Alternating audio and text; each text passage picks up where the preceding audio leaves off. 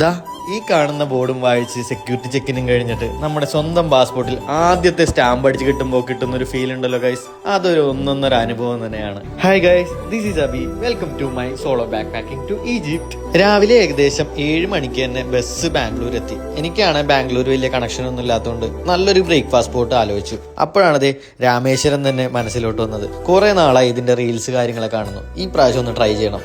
അങ്ങനെ ഞാൻ ആദ്യം ഓർഡർ ചെയ്ത് പൊടി മസാല ദോശയും പിന്നെ ഒരു അടിപൊളി ഫിൽറ്റർ കോഫിയാണ്. നല്ല സ്മെല്ലായിരുന്നു കേട്ടോ, കാണാൻ അടിപൊളിയാണ്, അതുപോലെ കഴിക്കാനും അടിപൊളിയായിരുന്നു. അതുകൊണ്ട് മാത്രം വിശപ്പ് മാറാൻ 2 വട കൂടി ഓർഡർ ചെയ്തു, അതും അടിപൊളിയായിരുന്നു. പിന്നെ അവിടെ നമ്മൾ നേരെ പോയത് എയർപോർട്ടിലാണ്. യൂബർ ബുക്ക് ചെയ്തു, നേരെ ബാംഗ്ലൂർ എയർപോർട്ട് എത്തി. സെക്യൂരിറ്റി ചെക്കിൻ കാര്യങ്ങളൊക്കെ വളരെ എളുപ്പമായിരുന്നു. പിന്നെ എനിക്ക് പ്രത്യേകിച്ച് ലഗേജ് കാര്യങ്ങളൊന്നും ഇല്ലാത്തതുകൊണ്ട് ചെക്കിൻ ബാഗിന്റെ ഫോർമാലിറ്റീസ് കാര്യങ്ങളൊന്നും ഉണ്ടായിരുന്നില്ല. ഒരേ ഒരു ക്യാരി ബാഗ് ഉണ്ടായിരുന്നുള്ളൂ, അതിലാണെങ്കിൽ ഒരു 8 കിലോ അതിനുള്ളിൽ തന്നെ തീർന്നു. പിന്നെ ഞാൻ ഇവിടെ നിന്ന് ചൂസ് ചെയ്ത ഫ്ലൈറ്റ് എത്തിഹാദ് ആയിരുന്നു. എത്തിഹാദിന്റെ സർവീസ് ഒരു രക്ഷയില്ല, അടിപൊളിയായിരുന്നു. ഈജിപ്റ്റ് പോകാൻ മെയിൻ ആയിട്ട് അവർ കാര്യങ്ങൾ ചെക്ക് ചെയ്തത് up and down flight ticket ഉണ്ടോ എന്ന് ചെക്ക് ചെയ്തു, വിസ ചെക്ക് ചെയ്തു, പിന്നെ അവിടെ അത്രയും ദിവസം നിൽക്കാനുള്ള ഹോട്ടൽ ബുക്കിംഗ്. ഇതെല്ലാം കഴിഞ്ഞ് ഇമിഗ്രേഷനിൽ എത്തുമ്പോൾ നമുക്ക് ഒരു സീല് വെച്ച് തരും, നമ്മുടെ പാസ്പോർട്ടിൽ ആദ്യത്തെ സീല്. അത് നല്ലൊരു അനുഭവം തന്നെയായിരുന്നു.